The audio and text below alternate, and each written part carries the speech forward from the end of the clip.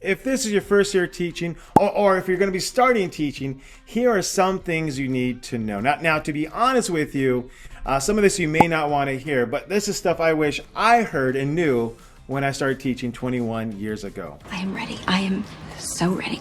You are not alone. Now, let me say this again. You are not alone. I know it feels like it so many times. If you think about the reality of this, as a teacher, we can spend 5 hours in our classroom with no other adults.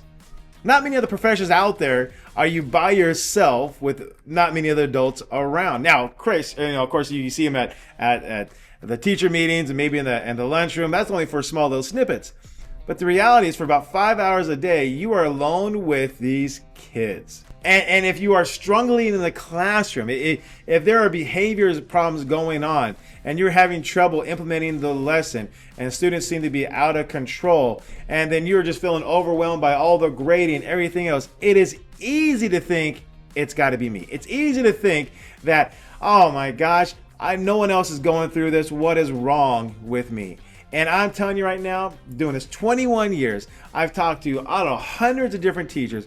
I help different teachers, first year, second, third year teachers. And I'm telling you right now, you are not alone.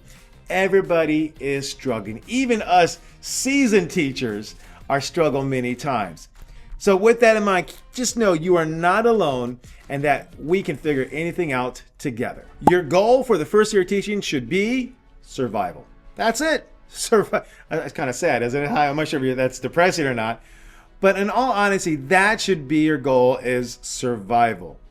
I mean, I know you've gone through school and 4 years and then 2 years, and who knows, maybe you're still going to school and you have all these great ideas and you're excited about teaching these kids. But when you're actually in the classroom, actually in the trenches, reality hits real quick that it's sometimes far from what you were expecting. And it's very overwhelming. Once again, you're feeling very alone. And so your goal for that first year should be survival.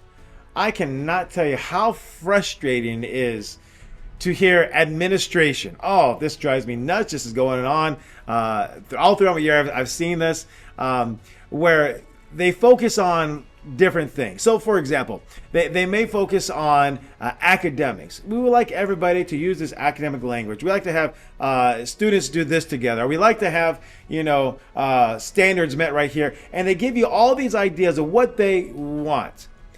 For your first year, 2, 3, you can't even get there. That is not even a possibility for 99% of us the first year, 2 or 3. There's absolutely no way that we're going to be able to cover all the state standards when we can't even get little Johnny to sit down or little Susie to be quiet. You can't. You just can't. And for anybody else to have more expectation from you than just survival the first year is wrong. And so with that, now, please understand, you're still going to have to play the game. You're still going to play the game. You still have to show up to the meetings. You're still going to have to implement some things they're implementing. They tell you to implement this or write this on the board. You're still going to have to do that. You got to go through the motions. Got to play the game. But internally, you should know to yourself, hey, man, my goal this first year is just to make it through. Make it through with my hair intact. Hopefully no more gray hair. Hopefully I don't lose any hair or my sanity. That should be goal for the first year. It is. What other job is there? What other job is there? As soon as you get your credential, boom, they throw you in there. Nothing. Even at McDonald's, you get hired. There's somebody training you in McDonald's, right? How to use a fry machine and flip ham. They even have that. But for teachers, you get your credential. All right, there you go. Start. That is so unrealistic and unfair. So, first year, survival. That should be the goal. It is not you. It is the kids. Right? Going back to what I mentioned before, so many times you're by yourself, it's hard to imagine that anybody else is having these problems. And the internal dialogue many times is, what's wrong with me? I remember my first year teaching.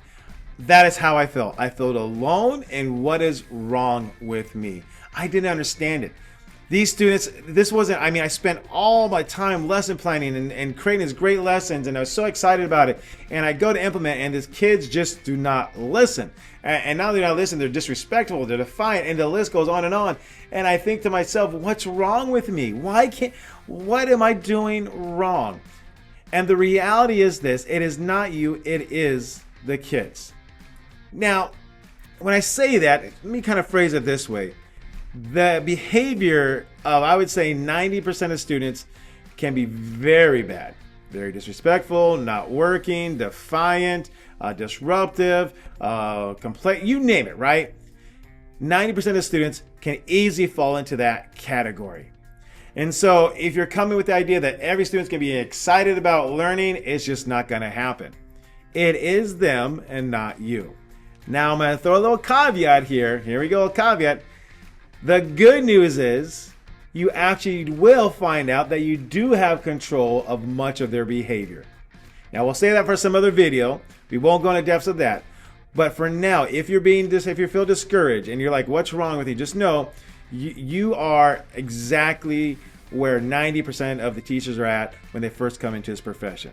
But the good news is, hang in there, and once you start picking up some stuff, it actually does get better. But we'll save that for another video. There is no work-life balance.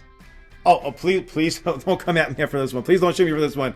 I mean, man, there's nothing more than we want than work-life balance. But the reality is, the first year, 2 or 3, you're not going to find it. You are not going to find it. Now, there are things you can put in place. Trust me, there are things to put in place to make your life easier. There are things to put in life to find yourself a little less stressed, to find yourself a little bit more peaceful.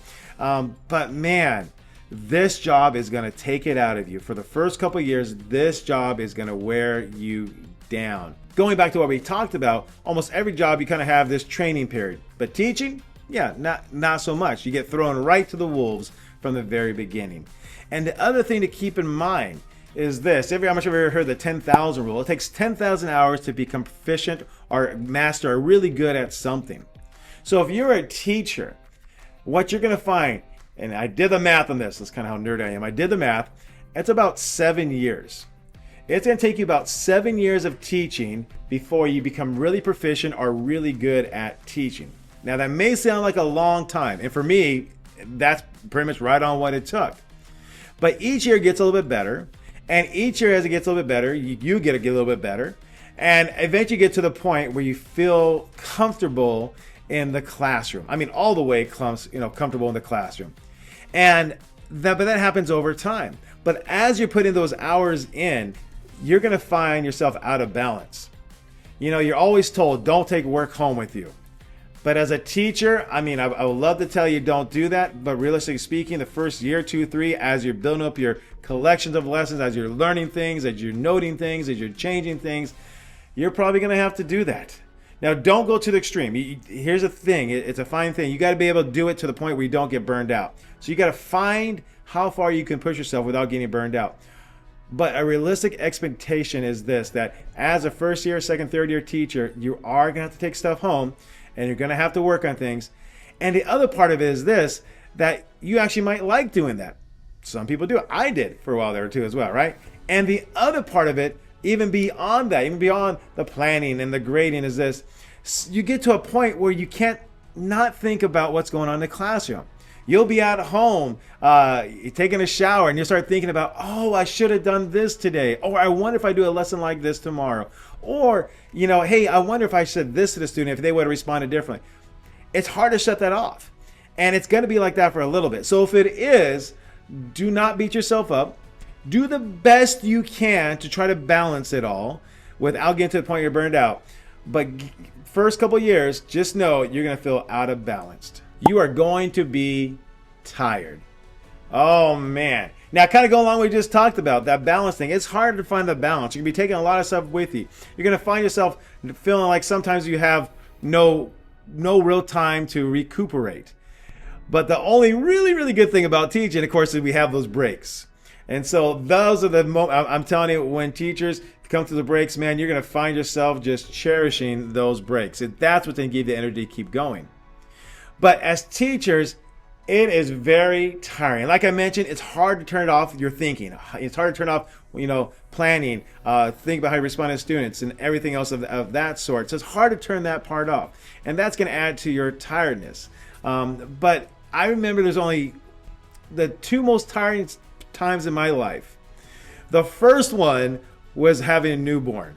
Oh, now, if you have kids or if you're going to have a kid and you know this, a newborn it's going to wear you out. I remember my first daughter, she was having a period of time there as a little baby. She kept crying. Me and my wife were up all night. We're taking shifts. We're just worn out. We were literally like falling asleep, standing and sitting as we're rocking our little girl.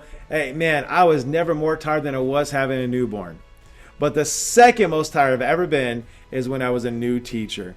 So just know that teacher tired is a real thing, and you're going to feel it.